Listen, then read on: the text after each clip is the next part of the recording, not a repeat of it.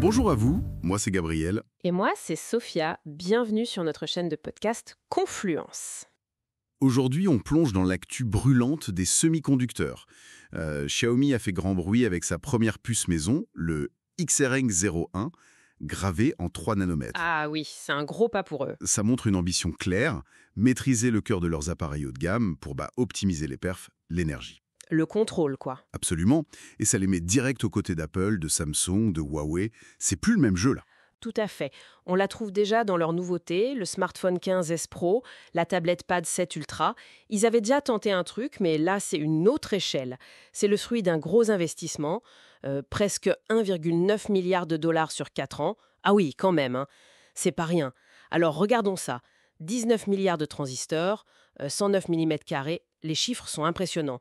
Mais la question qui vient tout de suite, c'est qu'est-ce que ça change pour ASML, l'entreprise néerlandaise qui en gros tient les clés de la fabrication de ces puces ultra fines. C'est là que ça devient intéressant. Parce que, attention, Xiaomi conçoit la puce, d'accord? Mais qui la fabrique? C'est le géant taïwanais TSMC. Ah d'accord. C'est TSMC qui s'en charge via leur processus 3 nanomètres. Le N3E, c'est ça? Exactement.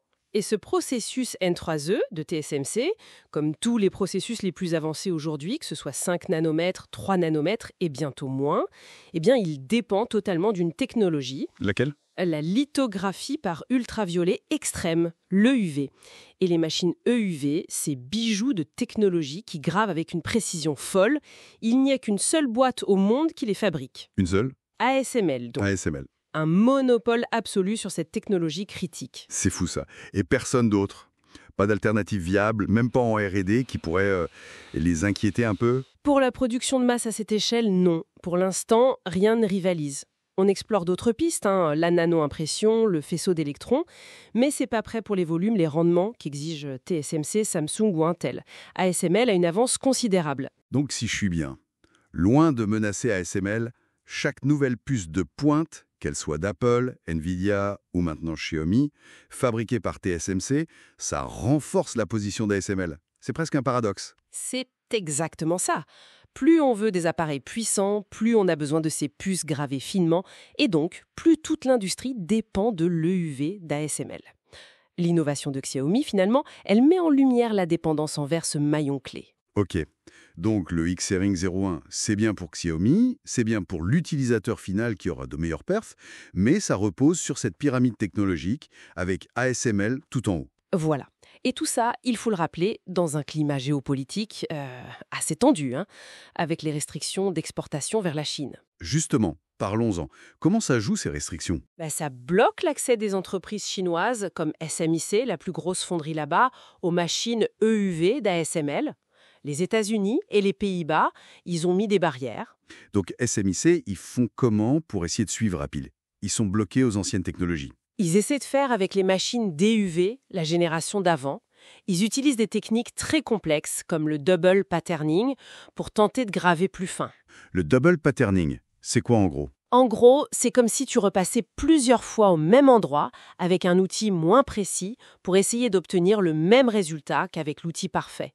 Tu exposes le silicium plusieurs fois avec les machines DUV. Ah ouais? C'est faisable, techniquement, mais c'est beaucoup plus cher, ça prend plus de temps et surtout, ça augmente énormément le risque de défaut.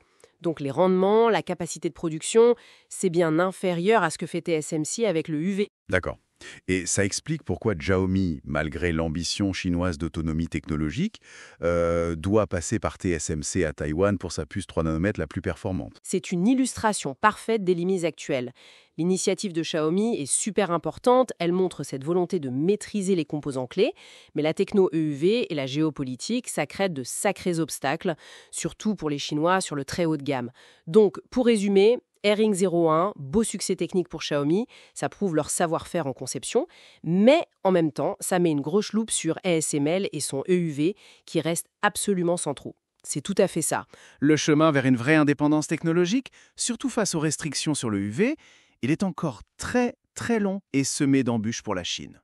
L'avenir dépendra peut-être d'une rupture technologique alternative à l'EUV, mais ça c'est pas pour tout de suite. Et bien sûr, des tensions géopolitiques. Et ça nous laisse avec une question pour la suite. Au-delà de la course entre les entreprises, comment est-ce que tout ça, l'innovation, type Xiaomi, les goulots d'étranglement comme ASME et l'UE, et les politiques des États, comment tout ça pourrait remodeler pas juste le marché des puces, mais carrément les équilibres économiques et stratégiques mondiaux? Vaste question.